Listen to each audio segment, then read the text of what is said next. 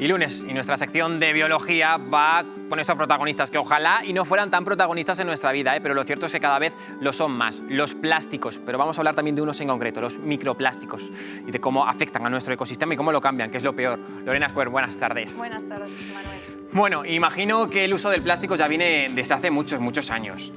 Así es, y realmente es un problema ya global que tenemos que tomar medidas porque claro, es una problemática. De hecho, el tema de los plásticos viene como a mediados del siglo XIX. Se estaba utilizando el marfil para realizar productos y utensilios, pero en esa época, debido a las bajas reservas de marfil, surgió la necesidad de buscar nuevos materiales que tuvieran las mismas características. Entonces se tiró de materiales naturales tipo caucho, pero se fueron modificando y desarrollando bueno, pues procesos químicos que llevaron a crear lo que hoy en día conocemos como plásticos.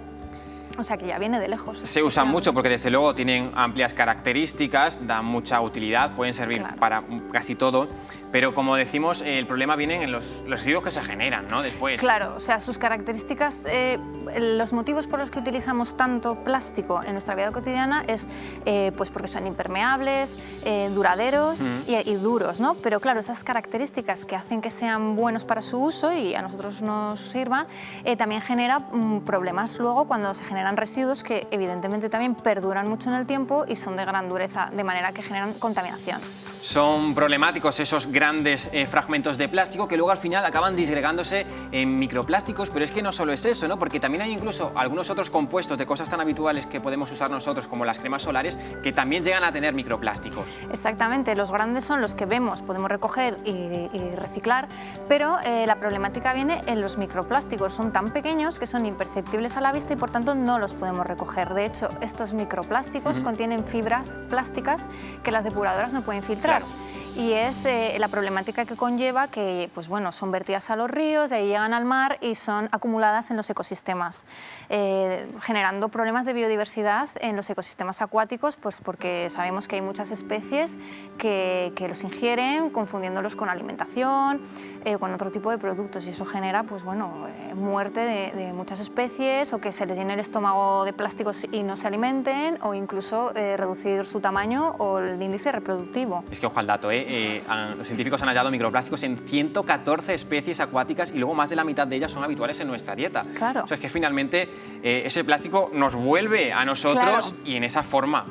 Es que es un ciclo cerrado realmente, ¿no? Las redes tróficas. Claro. Nosotros nos alimentamos de productos, o sea, bueno, pues de otros seres vivos, ¿no? Pero nuestros propios residuos vuelven a nosotros. De hecho, hay estudios muy recientes, y bueno, todavía se tiene que avanzar más en este sentido, que indican que se han empezado a encontrar microplásticos en placentas de mujeres embarazadas. Claro, o sea, esto nos da realmente la magnitud del problema, ¿no? Claro, mujeres que pues esos plásticos se prevé que los han podido ingerir o bien en alimentos plásticos o incluso por inhalación, porque estos microplásticos son tan pequeños que no solamente son arrastrados por el agua, sino que también pueden ser desplazados por el viento. Incluso se han podido hallar también microplásticos en la cima del Everest. Wow.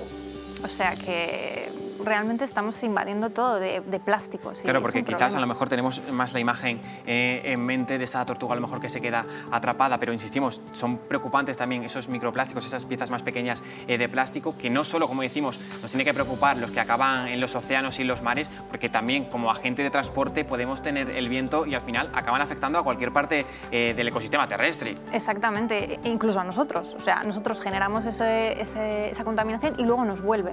Luego tenemos que ser muy conscientes y por eso tenemos que buscar una solución que no es más que, claro, el origen, ¿no? Claro, no, si el plástico fue la solución para no seguir con el marfil, ahora habrá que hacer algo también con los plásticos. Hay que volver a buscar producir productos, nunca mejor dicho, que consigan mantener esas características, pero sin que sean utilizar polietileno o elementos plásticos, ¿no? Sobre todo las 3 R's, reciclar, reutilizar y ¿cómo era la otra? Reciclar. Reciclar, reutilizar. Reciclar, reutilizar.